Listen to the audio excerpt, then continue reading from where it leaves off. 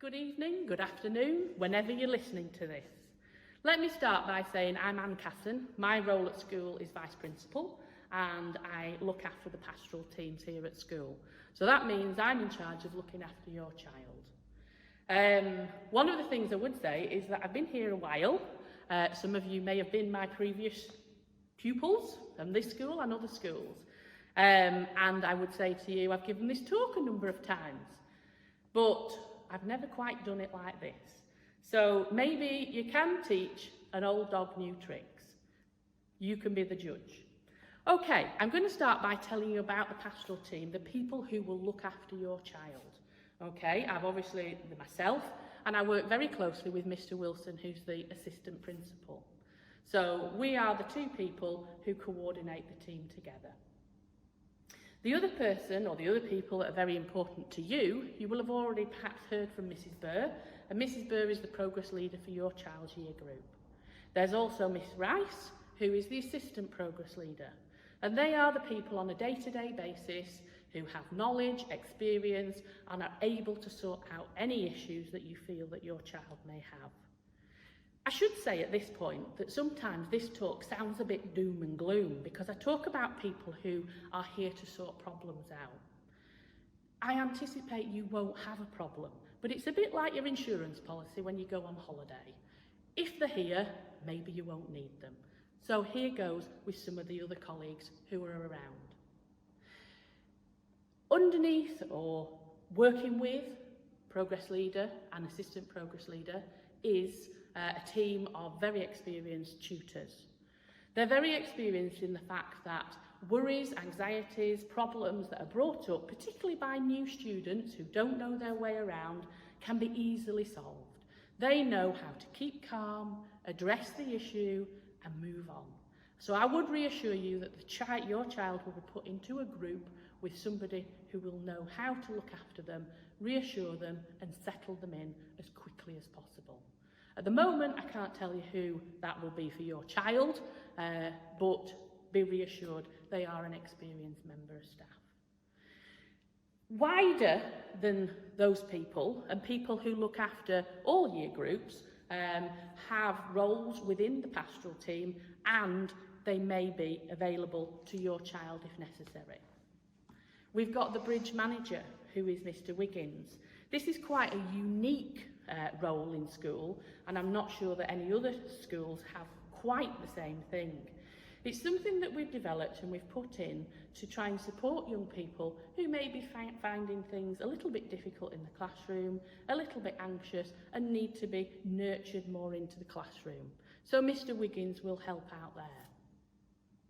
We also have, in combination with that, and sometimes they do work together, sometimes they look after each other's pupils, is the Learning Support Department. Perhaps I should say that we've taken LSD off the door because Learning Support Department and LSD probably not too compatible. But Mrs. Fenner, who leads the team and is the learning coordinator, looks after young people in the classroom with her team. Her team, again, very experienced. They will do some in-class support and they will do some withdrawal work as is needed by individuals. She is around and you can contact her if you need to. Another person who works with the pastoral team is Mrs. Atkinson. Mrs. Atkinson works on site, and this is quite a unique role for us at Ripley. She is worth her weight in gold to me, because I would say to you that if you are ever unsure about whether your child should come to school because you're not sure whether they're well enough, if you send them, we will be able to look at whether they should be in school. If it's simply a paracetamol for a headache, if it's a bottle of water, we can give them those things and Mrs. Atkinson will sort that out. If they do need to go home, then obviously we would contact you and we would request that you pick them up. But she's got a very good way, and I would say she has a very fine balance between knowing when a young person needs to have some TLC, needs to have a sit down for 5 minutes, and when they need to have the boot up the backside and be told to get back to lessons. So she will be around. The other person that we rely on is actually an external person, our NHS, if you like, school nurse. She comes into school, she does drop-ins, and she works with our team. So she's not at school full time, but she obviously helps us out, she coordinates, she finds out information, and she's sometimes available to do drop-in sessions for the young people. So that's Mrs. Burford, and she's our NHS school nurse. The last person I'm going to mention in terms of staff is our new chaplain. We're lucky enough to have appointed a new chaplain who will start with your children this September, and he will be here, and he offers, for me, I suppose, a slightly different dimension to the pastoral team. He's not a teacher, but he's a fantastic listening ear, and he is somebody who can help, nurture, give children confidence, strategies to go out into the classroom for friendships, for worries, whatever it is, but it's a slightly different way of working than if it's somebody, a teacher. Often young people feel they need somebody different to go to and not a teacher.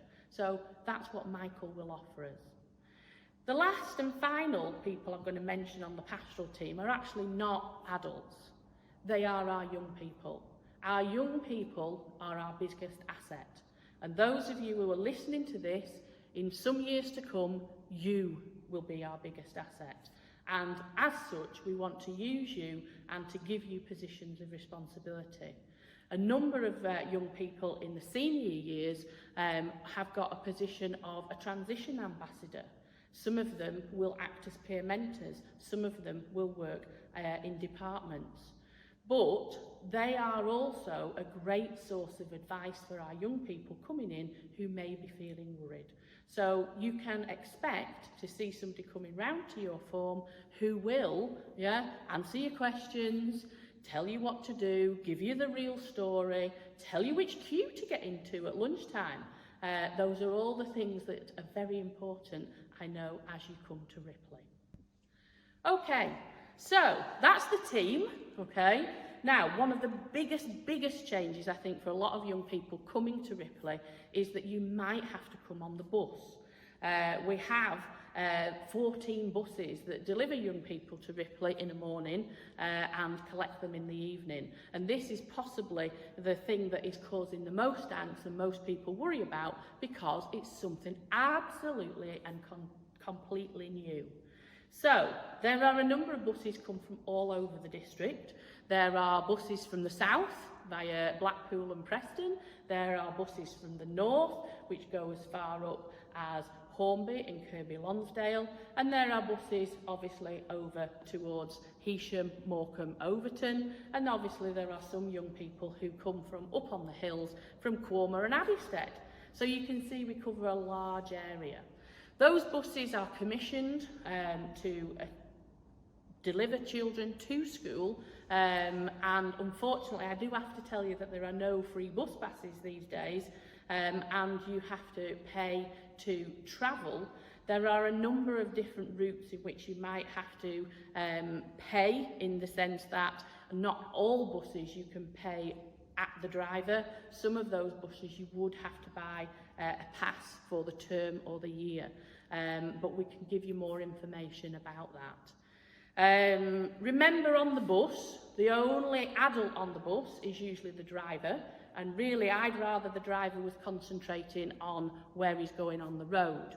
So we do take behaviour on the buses very, very seriously, and we do have high expectations of how young people conduct themselves on the buses. We must ensure that obviously they sit in their seat, nothing is thrown around, and obviously we follow up immediately if we are told that there are issues on the bus. So please impress upon your young person that they do need to behave on the bus. Now, what happens in that awful situation where you are going home, and often it's a day where you have had food? You've got to go and collect your food from the cookery room, and you've then got to get all the way down to pick up the bus. I will warn some of you as parents that what sometimes starts off as fresh fruit salad ends up coming home as fruit juice because it's been churned up that much. By the time it's run all the way down to the bus, it's a bit of a sludgy mess. Anyway, so we will try to get your child on the bus. We sometimes hold the buses, but obviously we can't do that for very long. So you have to have what I call the backup plan. And I think this is the reassurance that young people need to know. If I miss my bus, what do I do? Believe me, over the years, I've had an awful lot of young people whose faces just crumble and the tears arrive because the bus is just going round the corner as they arrive. So, backup plans are important. The backup plan really needs to be thinking about how they get home if they've missed the bus. Do they ring you?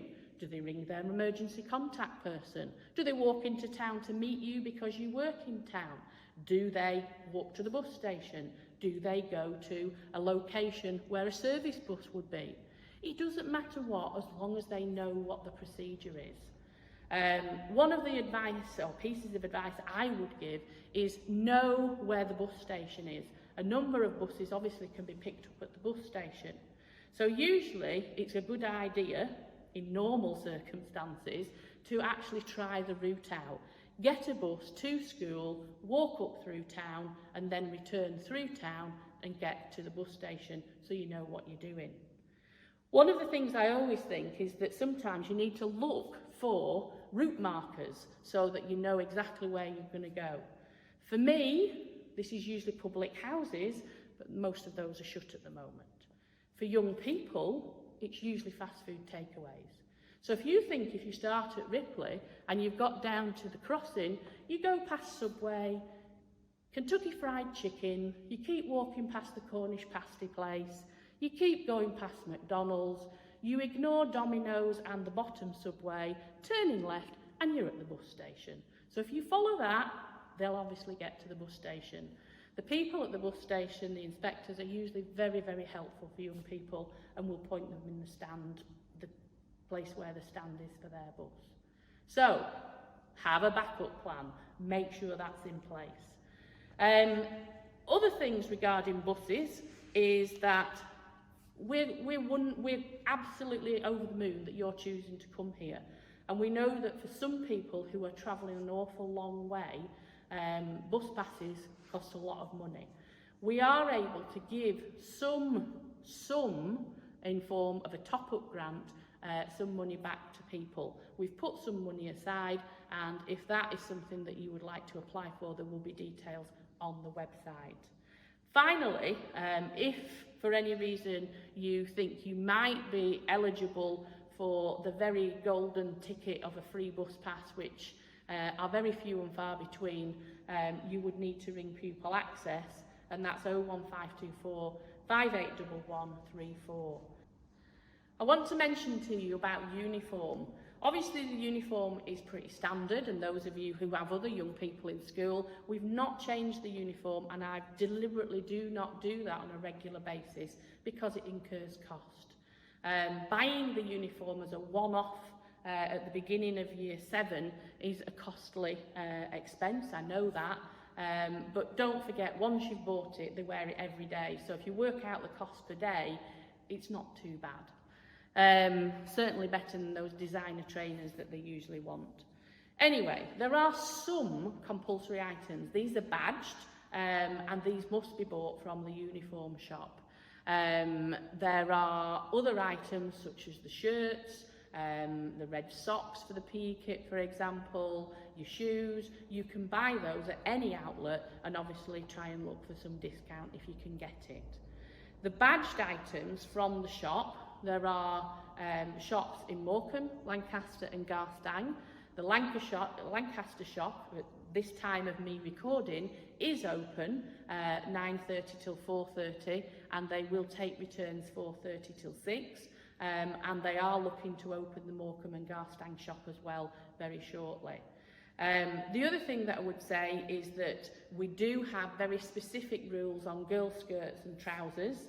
The girls' skirts is because you will find that perhaps in year 7 you haven't got a problem, but mums and dads As they grow and become teenagers, they like those skirts to be shorter and shorter, and it has got an emblem near the waistband, and we should always be able to see that, because I'm trying to be cleverer than them to make sure they can't roll it up. So that's why we're very specific on the skirts. In terms of uniform, if you have any issues with uniform and getting uniform, we have taken in a collection of uniform from past students on the grounds that obviously we're trying to recycle, we're trying to cut down waste. Our blazers are already made from recycled material, so if that's something that you would like to contact us about, that's fine. There are some items which are optional, and a lot of those have come in to the uniform because it went through school council and young people requested them. So have a look at the list and just make sure in the first instance you get the compulsory items, and then obviously you can supplement that as you go through with anything extra. Okay. I'm just going to talk to you about a few general things now, just to make you aware of them. Young people are usually attached to their phones these days. You will probably know more than I do. And they obviously usually have their heads down, over the top of them, obviously communicating with their friends, and not usually you. Those phones are allowed in school, but our policy states that they must be turned off as school starts at 8:45, and they can't be turned on again until 3:05. I would draw your attention to our policy, because if phones go off, they are confiscated and they will be kept overnight as a deterrent for it, so it doesn't happen again. I would also point out that that's Friday night. The next working day is Monday. So that's a long time, and some children do feel sort of attachment issues with that phone if it's gone over the weekend. So please make them aware that that is the policy. We are obviously conscious of safety and safeguarding, and we do lend out what I would call a brick. It's an old Nokia phone, but it is a phone and it has no internet. So we will make sure that obviously they're safe, and we will let you know that the phone has been confiscated so that you know what the situation is. So the other thing about this is that this is their responsibility. We cannot be held responsible for some of these gadgets which quite honestly cost an awful lot of money. So please make sure that obviously perhaps the phone is kept in a pocket which is zipped in the blazer, and they know exactly where it is. The other thing that I'd mention is sleep, which might sound a bit funny, but your child is actually going to go from sitting in one seat, in one classroom, and probably not venturing very far at primary school. When they come here, they're going to cross this site numerous times a day, going around their business to different lessons in different locations, and don't forget running for the bus at the end of the day. They will be very anxious, so they'll have a lot of energy being used not only in running around the site, but also making sure they feel they've got everything sorted, all their books. All that takes energy out of them. They need a good night's sleep. Can you please make sure they get into a regular pattern of going to bed at a certain time?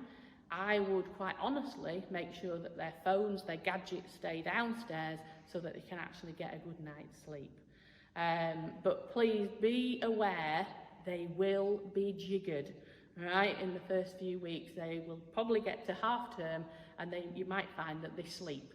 But that's nothing unusual. That's just because they're getting used to being at secondary school, and they're also growing as well. The last thing, going back to phones, is social media. This is something that obviously is very difficult to manage, both for you as parents and for us at school. Things on there can be said when you wouldn't say them to somebody's face. Sometimes people can be accessing different sites that they've not been on before because somebody tells them about different things. So I would advise you as parents just to keep an eye on what's going on with those phones, and what they're actually logging into and what they're looking at. We obviously will do our bit in terms of education, and they will be delivered some lessons on PSHE Day about online safety. But I would ask you as parent just to make sure you keep it on top of that as well.